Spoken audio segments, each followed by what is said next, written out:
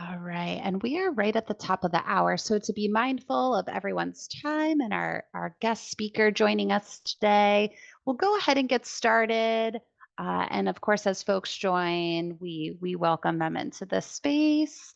So, good morning. My name is Taylor Teichman. I am the Youth Development Coordinator for PA's Education for Children and Youth Experiencing Homelessness program. Thank you so much for joining us again for our monthly ECHIA learning series. This series is focused on offering professional development throughout the school year on a variety of topics and skills to enhance your capacity to support positive and successful education opportunities for the McKinney-Vento students that you are working with.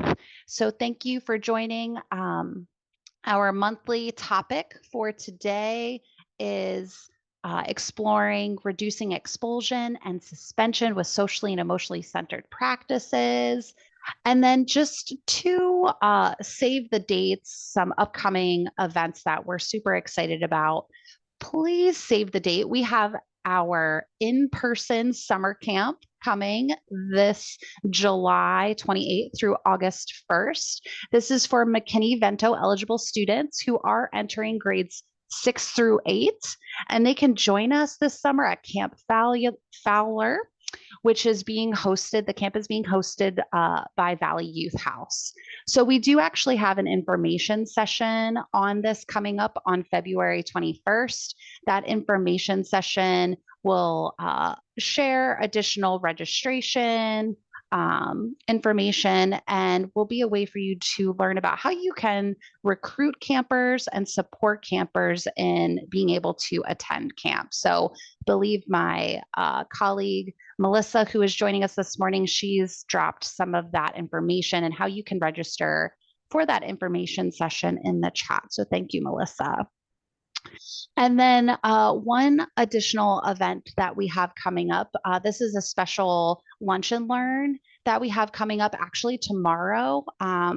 It's hosted by our ECHIA Region 3 program office, and they are going to be holding a conversation on immigration and student support with Compass Immigration Legal Services. So that's at noon.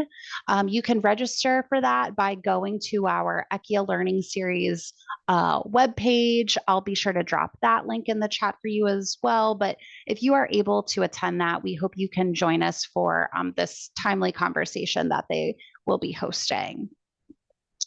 And so now it is my pleasure to introduce this morning's guest speaker, Julia Guest. She is an early learning program specialist for the Pennsylvania State University Extension Better Kid Care program. She has been an educator, managed and directed research projects, developed research-based curricula, created research to practice courses and resources, has facilitated professional development for educators, and coached teachers and SEL practices to support children's development.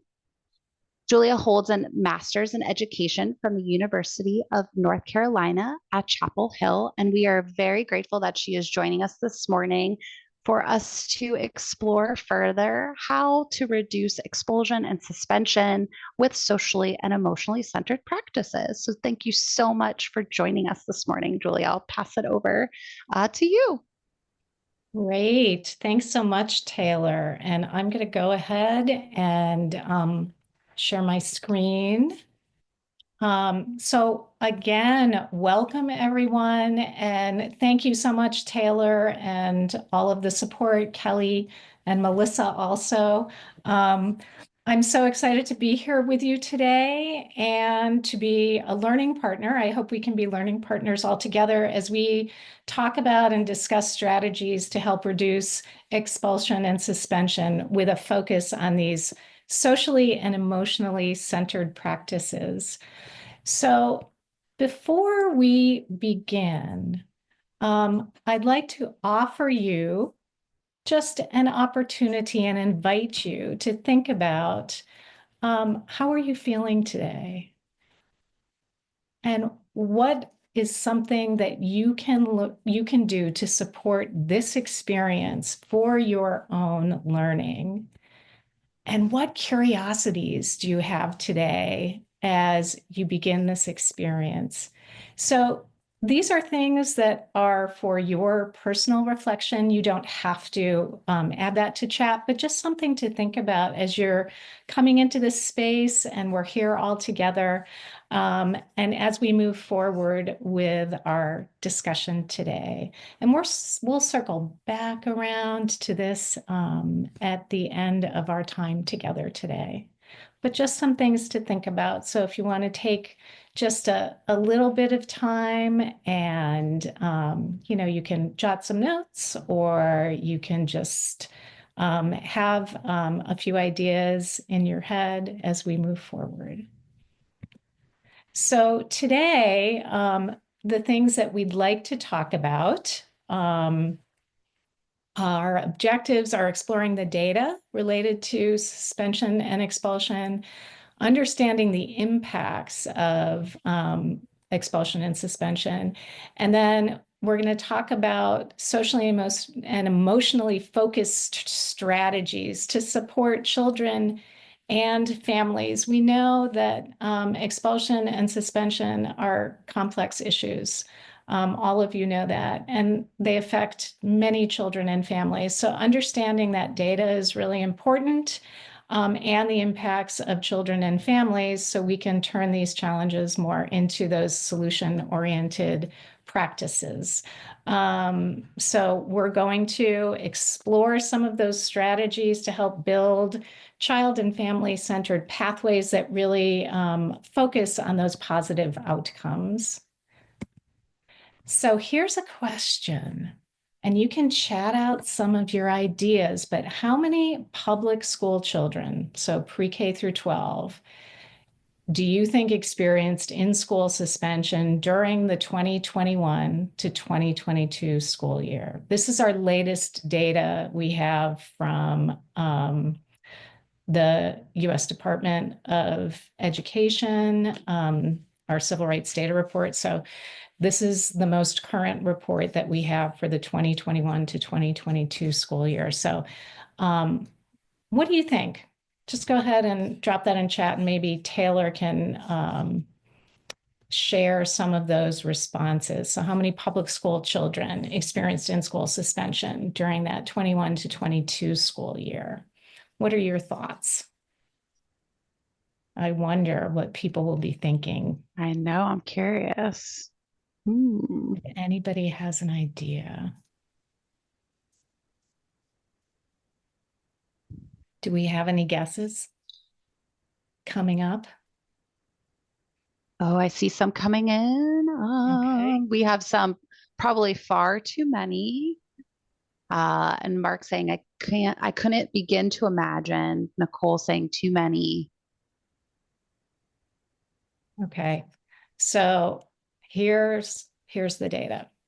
So in 21 to 22, Wow. 2.3 million K-12 public school students experienced one or more in-school suspensions, and 2.4 million received one or more out-of-school suspensions. Huge numbers. So this is Wow. based on a data set of, just so you can understand the scope, 50 million, and it was representative of an equal amount of, they defined boys and girls, so 51% boys and 49% girls. So just so you have a sense of that data. This is pretty staggering, as we can see. Again, we do know that this data represents, there are a number of different factors represented in this data. So we know that Black boys were disciplined at higher rates compared to boys of other races. For example, they represented 8% of that K-12 enrollment, but 18% of students who received one or more suspensions, and 21% of those who were expelled. So that's a huge discrepancy. Again, Black girls represented 7% of that enrollment, but 11% of students who received one or more in-school suspensions, and 13% of students who received out-of-school suspensions.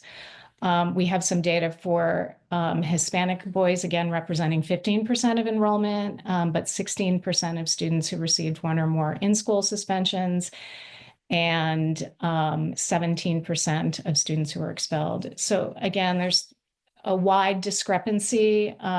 So we do know that race has played a factor in this, in how children have been suspended and expelled. So again, things to think about as we're moving forward, and we're going to talk about some of these things. So here is the data for preschool.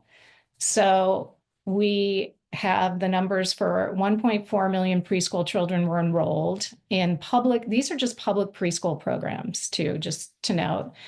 And then almost 2,700 preschool children were given out of school suspensions. These are preschoolers. And then 370 experienced expulsion again. And we note again that preschool boys represented 54% of the students enrolled in the public preschools. However, they accounted for 81% of preschool children who received one or more out of school time suspensions. So again, discrepancies here based on gender, based on race. And I think it's important to look at this data and understand it. If you have more interest in diving deeper into the data, this is from the US Department of Ed, the 2021 to 22 Civil Rights Data Collection. It just came out in January of 2025. So there's more information if you are interested. So as we think about expulsion and suspension, it's really important to understand what these definitions are and what these terms mean. So exclusionary discipline practices are really any type of practice that excludes or restricts or removes kids from their care or learning setting, which includes expelling or suspending a child from a program or a school. And then we have expulsion, which is that permanent removal or dismissal from a program. And then suspensions that are practices that really exclude or remove children from a program and a classroom. It's really important to understand that range of exclusionary discipline practices and those terms. Some of the things that may surprise some professionals, perhaps not you all, but it is that many think that removing a child from the classroom, such as sending them like to the principal's office, to the guidance counselor's office, is a form of exclusionary discipline. So removing a child from that space, from a classroom, and can be considered in-school suspension. So in-school suspension are those practices that remove children from a classroom and sending them out of school. Suspensions are practices that involved temporarily removing the child from the program. There's another sort of term, soft expulsions, and those are practices that make it sort of so that the program is not a viable or kind of welcoming environment for a family. That happens in early childhood often. So the family is really left with little or no choice but to, withdraw their child from a program. So again, we understand sort of the foundational definitions and how it impacts children in early childhood also is significant. So not just school age, but early childhood. And in early childhood, again, many families do not have a pathway to stay in a program when they are asked to leave. So we'll be talking about this more as we move on. So we know in preschool suspensions and expulsions, so this is from a newer report from the American Academy of Pediatrics, their journal Pediatrics. So we know that these repeated preschool suspensions and expulsions can exacerbate, again, poverty, food insecurity by requiring caregivers to find costly alternatives to child care services, take leaves from work. These types of exclusionary discipline, school discipline in this period also really interrupts that child routine and imposes those labels that we know are stigmatizing for young children. So, in thinking about this, preschool suspension and expulsion, the implications again are really quite significant for both children and families. What other impacts can you think of for children and families with that may start with preschool suspension and expulsion? So, if you want to chat out a couple of things that you may think. So, what are the implications? What other impacts can you think of for children and families who experience suspension and expulsion? So, if you want to drop some ideas in chat, I'd love to hear that. We'd love to have, oops, a little bit of a discussion. I'm moving ahead here on my slides. Sorry about that. Julia, I see Rachel sharing school to prison pipeline. Michelle saying sharing learning loss. Shannon sharing missing critical learning time could cause academic issues in the future. Yeah, absolutely. All really salient and important comments. Thank you for sharing that. The preschool, now we're calling it preschool to prison pipeline.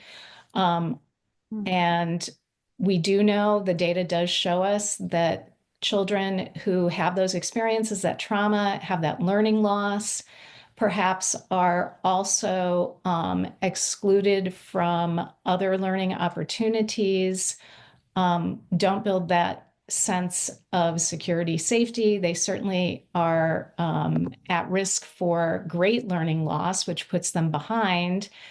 That is not motivating or engaging and can contribute down the road also to truancy, as you all know. So less engagement, diminished educational opportunities, feeling disconnected, not belonging, not having a voice, no safe, secure, and stable relationships. And all of those things in the early childhood years and beyond are really important, particularly in early childhood with young children.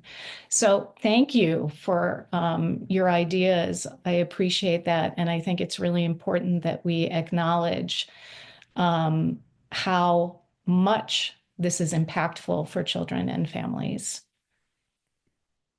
So we know the numbers are high, right? And so high numbers in suspension and expulsion have really been associated with zero tolerance policies or practices. So that a term that means to assign and apply sort of strong punishment for particular behaviors or violations, regardless of the context or situation. So these policies were really intended to deter students from, violent behavior or behavior that was not that was prohibited by, setting out these predetermined harsh punishments. Excuse me.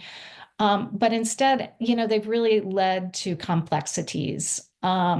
So, for example, over time, those practices, those really punitive practices, have become overused and applied to situations that are nonviolent, offenses, questionable, minor infractions like talking in class, school tardiness.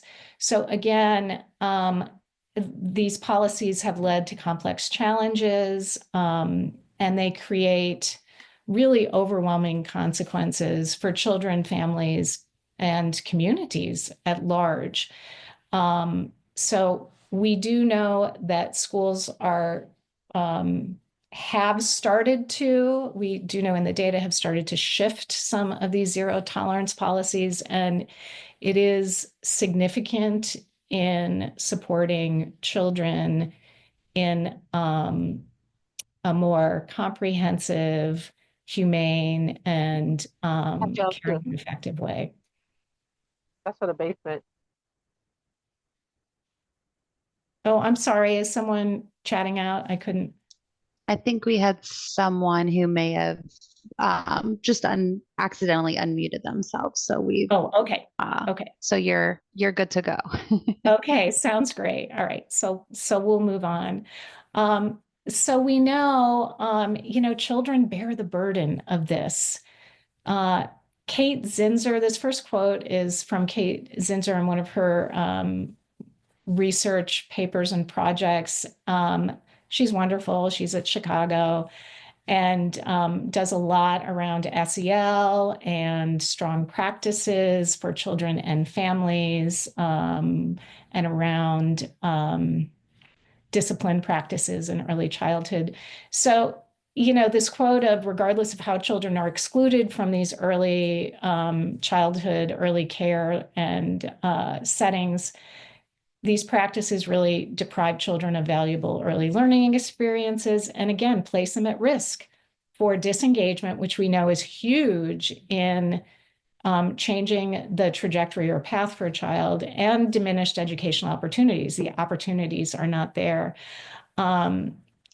We also know that, again, this goes back to kind of those zero tolerance policies. That second quote, exclusionary school discipline in this early education period really imposes this harsh penalty for behaviors, many of them that are likely still developmentally appropriate or developing for children, such as the inability to manage strong emotions in the classroom setting.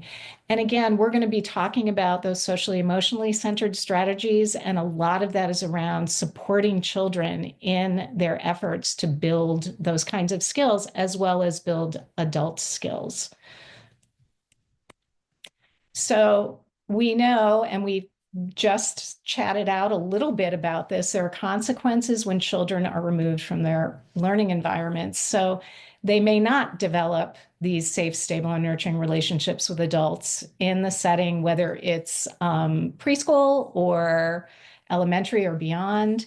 They're not able to access those really essential educational opportunities that support all of those developmental domains. So social, emotional, cognitive, language, problem solving, boosting thinking skills, critical thinking down the road as children grow and develop. So again, and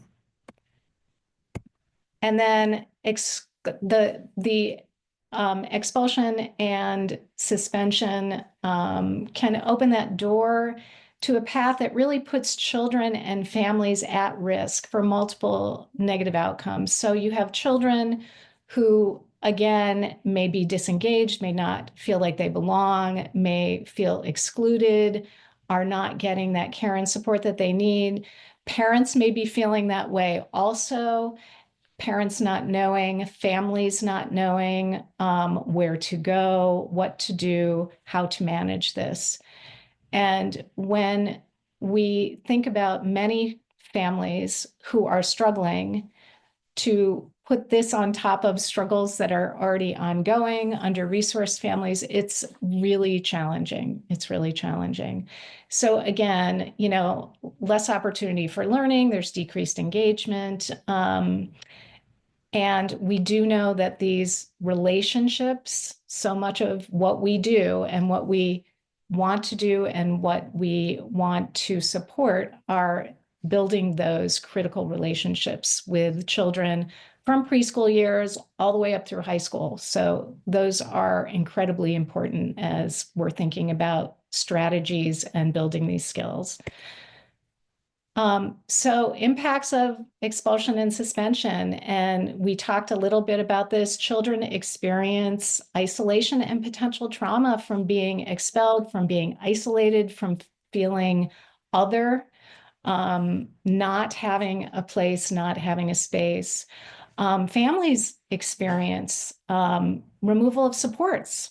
So that can be supports and services within their early childhood program, within their school, that go hand in hand with the educational setting, that are really significant for their child's learning, for their child's nutrition, for their child's overall health and wellness. And so again, that cuts off those supports for the families and that kind of communication, which then impacts the child. And we know that for educators, I think sometimes there's a misunderstanding that maybe educators are always the ones pushing this expulsion, and the data is showing us that educators are experiencing a lot of different emotions. So this was some research done in 2023 that teachers are feeling anxious, they're feeling overwhelmed, helpless, sad, more of the time. And a lot of that is due to policy, school policy, program policy, how it's implemented, how that unfolds. So I think it's really important to think about our children, our families, our educators, the school at large, and the community, and the impacts that this has and the ripples that it has. So I wanted to share a video with you. This is Carrie Friedman. She's a senior educational researcher at SRI. SRI was the former Stanford Research Institute, which is why it is called SRI.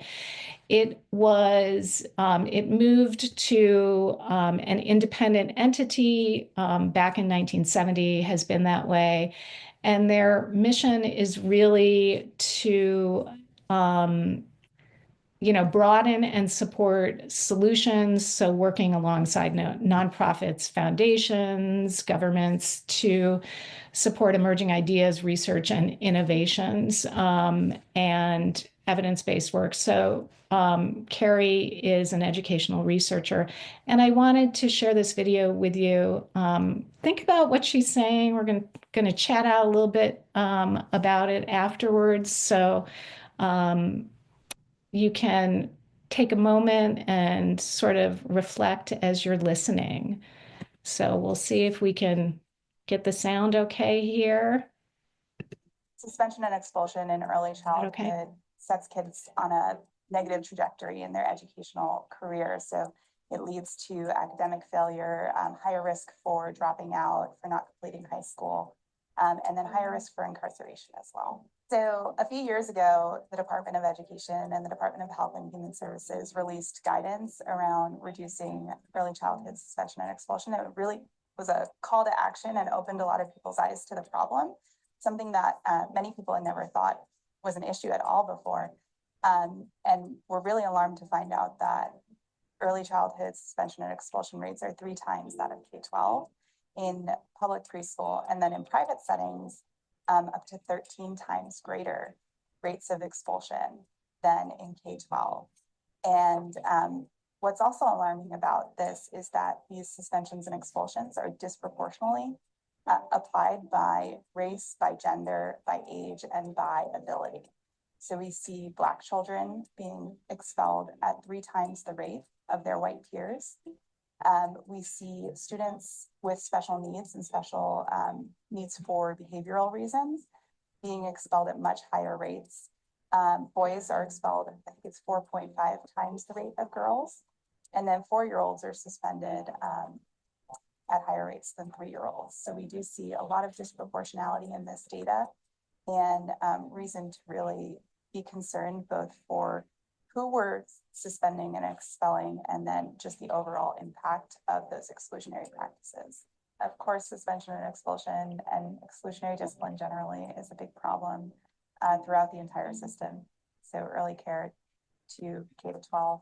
And we do see at the same time as these early childhood policies are coming into place, districts are rethinking their zero tolerance policies and different systems that they've put in place that are really punitive on children of all ages, and starting to think about how do we do more restorative justice programs or different things that really support are more supportive of addressing the root causes of challenging behavior rather than using suspension and expulsion, and really moving those practices to a last resort. Suspension and expulsion in early childhood. Okay. So thinking about what Carrie said, what resonated with you? So if you want to chat out, what was something that struck you? And then think about how you can take that idea or kernel or seed to benefit the children and families that you serve. So what was something that really was impactful for you that Carrie shared? If you want to chat that part out, that would be great. And we'll see what people have to say. We can talk about this a little bit. And I'll let Taylor see if she can share with me anything that's coming in chat. Absolutely. I appreciate that. Yeah, we'll give folks a minute or two to just kind of think about that. Yeah. A little reflect and check time.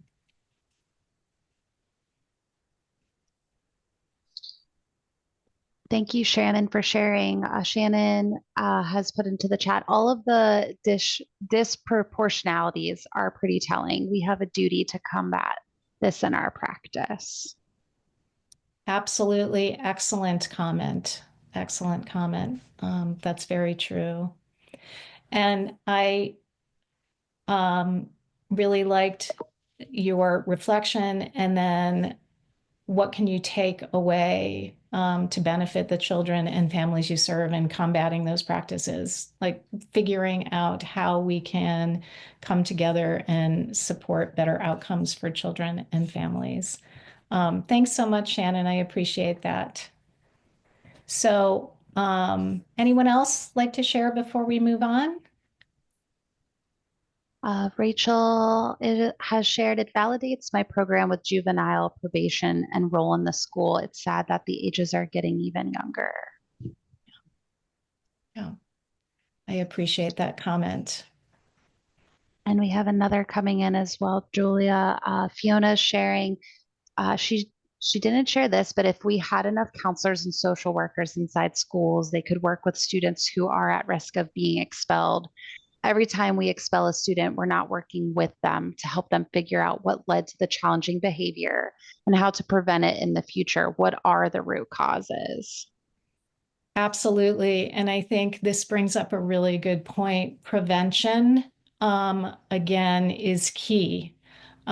Figuring out what the root causes are, what is underlying all of this is really important. Hopefully, as we move forward now and talk about some of these socially and emotionally centered practices, these are things that do boost that foundation and support children in building skills that help them build competence, resilience, self-efficacy, and these strong SEL skills. So thank you for sharing. I appreciate that, everyone. So we're moving on now to starting with these socially emotionally centered practices. So I don't know if any of you are familiar with CASEL, the Collaborative for Academic, Social, and Emotional Learning. Again, it's a great site, CASEL. If you type it in, it'll take you there. It's also in the references at the end of this presentation. This is the CASEL wheel. So there are the 5 core competencies for social emotional learning. So self-awareness, self-management, social awareness, relationship skills, and responsible decision-making. And these are all embedded within, as you can see, this frame of the classroom, schools, families and caregivers, communities, and what this means in terms of instruction in the classroom, school-wide culture, these policies and practices that are in place partnerships, and aligning learning opportunities. So we're going to talk about each of these areas and how they are salient within the bigger picture, and then talk about strategies that we can use to help build children's skills and support children and families. So how do we change that trajectory for the better? Here, I'm going to go back one. Let's see. I'm going to talk a little bit about these before we move on. So as opposed to embedding them in as we move along. So self-awareness really includes understanding your feelings and emotions, identity and strengths, and how that impacts interactions with and behavior toward others. So, for adults, for educators, that really includes self-awareness, self-reflection. They're important aspects for your own personal growth. Self-awareness helps one to become more aware of their thoughts, feelings, biases, and behaviors, and how those impact important nurturing and responsive interactions with children. So thinking about our own biases, what we hold, conscious and unconscious, our positive and negative ways that we think about the world. For children, self-awareness, children who can identify feelings in themselves and others can better form relationships. So self-awareness really helps a child to understand their own culture and background, take pride in their identity, be an integral part of a classroom community, a positive classroom community and community at large. Excuse me. So that's incredibly important as a base. All of these are important. None of them are really more important than the other. So all of these 5 areas are very important for building social emotional skills. So for self-management, that's, self-regulation. It's that ability to recognize and to regulate your feelings, thoughts, and behaviors. So it includes that ability to manage stress, regulate your impulses, and feel motivated and empowered to reach goals. So for adults, self-management really boosts your ability to think more clearly and respond and communicate calmly and intentionally with children and families. And calm and thoughtful communications supports that ability to show care and compassion when interacting with children and families. And for children, children who can communicate their thoughts and ideas, form friendships, problem solve, they can think more flexibly. We talk about executive function skills. Kids can think more flexibly when they're calm and can self-regulate. And we know that development of self-regulation is essential and huge in a child's more global general development. So self-management skills are really important. So social awareness includes that perspective taking or really being able to stand in another's shoes and understand their perspectives and feelings. So for educators, that awareness, recognition, and understanding of another person's perspective is essential when you're supporting children and families' cultures, strengths, values, identities. When one seeks out, learns, and understands the perspective of children and families, it allows opportunities for meaningful and caring interactions. So building those relationships and caring about those relationships and understanding the people who are in those relationships.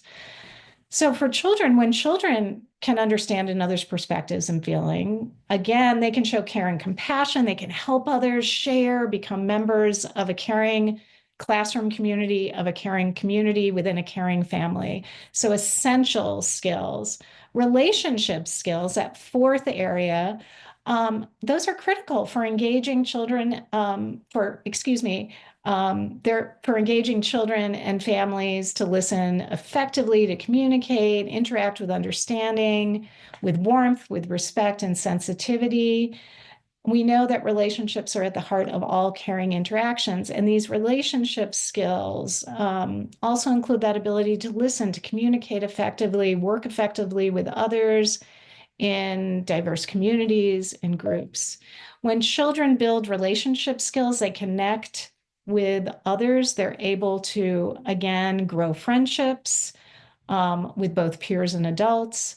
And we know that the development of relationship skills contributes to how children engage and interact with others with care and kindness. Our modeling of that behavior is huge when we are thinking about young children and building these relationship skills.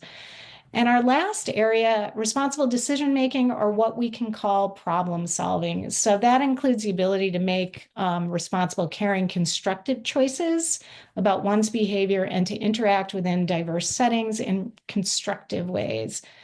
So for adults, responsible decision making supports one's ability to make caring and productive choices about the interactions with all children and families in and out of the educational setting to build a positive and supportive climate overall. And for children, we know that problem solving is a critical skill for children to develop. When children can develop this at a young age, build upon it, they internalize that skill, they have that tool. And that's a lifelong tool, being able to problem solve. Because when they are able to problem solve, they can navigate friendships, negotiate play, address challenges, work together in groups as they move along in school, work with others more generally. The development of these kinds of problem solving skills really provides that platform to support children's agency and action, and to address challenges that arise in positive and productive ways. So again, all of these 5 areas are critical as we're thinking about how to build that foundation of social emotional learning. So now, changing the trajectory for the better, building on these SEL-centered strategies. So we're going to talk about each of these. So fostering caring relationships with children, celebrating and encouraging children's strengths, providing positive guidance, building partnerships with families, schools, and programs, supporting inclusion and equitable practice, and then boosting adult social emotional learning skills. So our first area is fostering these caring relationships with children. And again, we know that building caring relationships with children by recognizing and nurturing their emotional well-being, strengths, interests, and relationships with peers is just critical. We know when children feel safe, accepted, and respected, supported, they develop a healthy sense of self. And then they can focus their attention on forming friendships, on learning, on growing, on developing.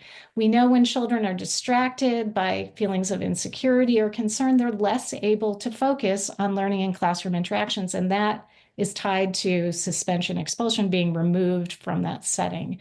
So fostering those caring relationships with children is critical. Interacting with warmth and kindness, fostering those caring practices with children that help them feel secure in their daily activities, build confidence, feel that they belong in their community.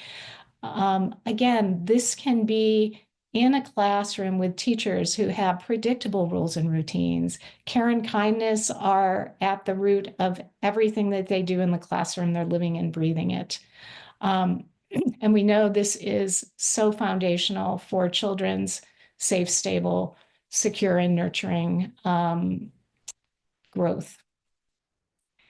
Embracing children's voices and experiences, again, just critical. Hearing what children have to say, honoring their experiences is pivotal in understanding how best to support them and impacts how we respond socially and emotionally.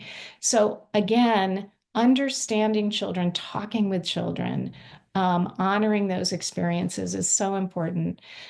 That leads into talking with children about things that are important and interest them.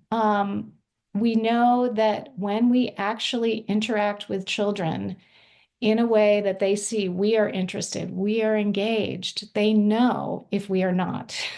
when we are engaged, it makes such a difference in letting them know, I'm interested in you. I'm interested in what you have to say.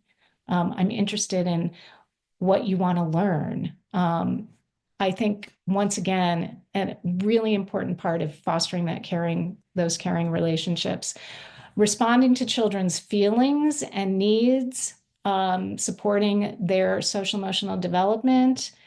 Again, I can't emphasize enough, when we notice, acknowledge, and respond to children's feelings and support their social emotional development, we build stronger relationships.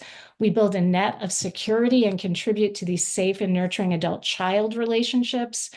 And children are more apt to seek support when they have adults in their lives who are responsive and caring, and when they can express their feelings and needs. And again, this gets back to, if children are in a safe space, if they have caring, nurturing adults who are hearing them, who are fostering those relationships, they are going to be more likely to go to that adult with a problem, as opposed to acting, not talking about their feelings, exhibiting behaviors that may not be okay or inappropriate. So we know all of these skills are tied to supporting children to become better able to manage their relationships, grow their relationships, build their skills, build self-regulation, understand feelings in themselves, and manage their emotions. And again, that all ties into supporting children as they develop relationships with peers. So really acknowledging that in the early years, saying, wow, I'm really noticing, Sam, that you are having a great time playing with Keisha. Oh, you two really like building blocks together. Boy, I can't wait to see what you're going to build next. Having opportunities to bring kids together to sort of show commonalities, building blocks. They both enjoyed building blocks. So again, supporting children as they develop relationships with peers from a young age and up through elementary and older grades. And in early elementary, this might be something that looks like bringing kids together in learning groups, in team time, in a way that fosters children's interests that are similar with each other. So we know that's key. Celebrating and encouraging children's strengths, again, something really, really important. So we know that adults who view children's learning and development from this lens of asset, as opposed to a lens of deficit, contribute to a child's positive experiences. And we know that those caring relationships are foundational to children's social and emotional growth.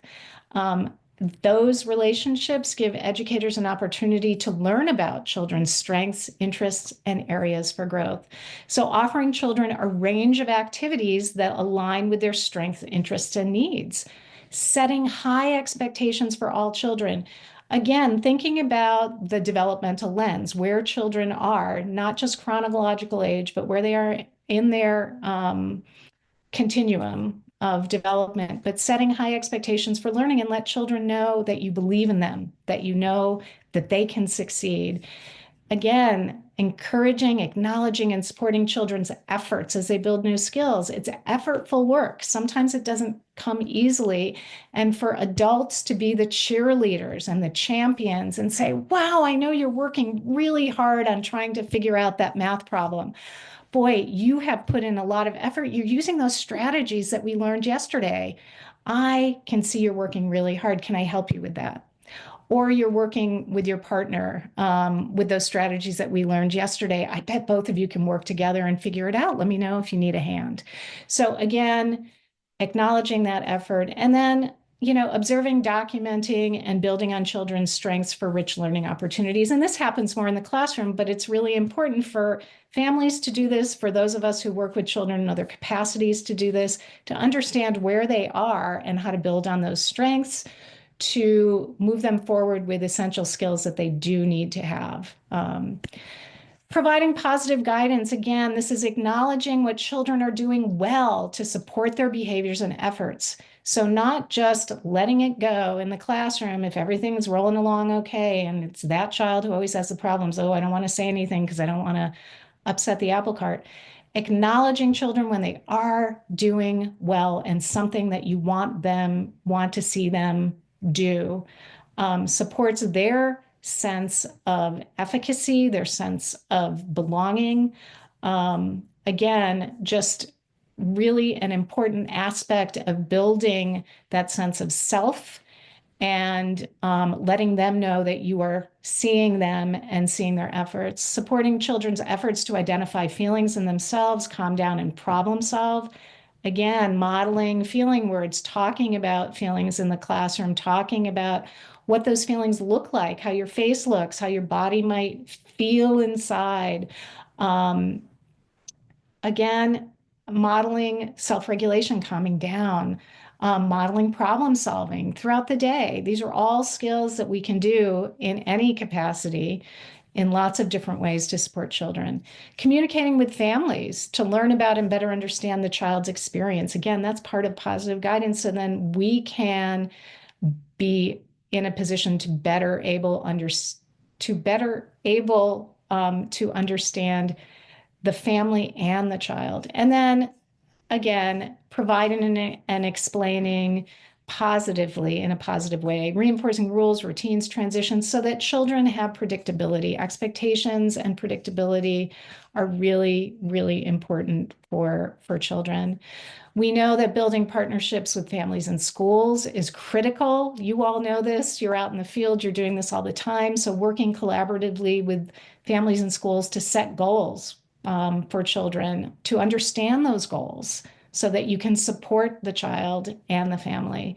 Communicating responsively with families about all aspects of their children's learning and development. That's really important.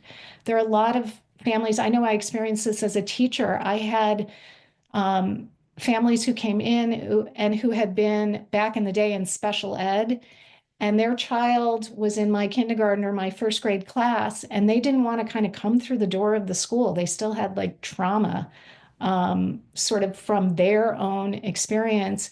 And again, when we reach out and we're trying to communicate in those responsive ways with families, it's so, so important to start that conversation and really, again, here we are partnering with families to boost children's learning and growth in schools.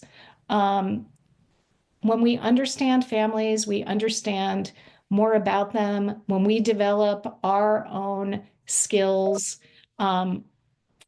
this last bullet, developing cultural competence, understanding where families are coming from, our own culture.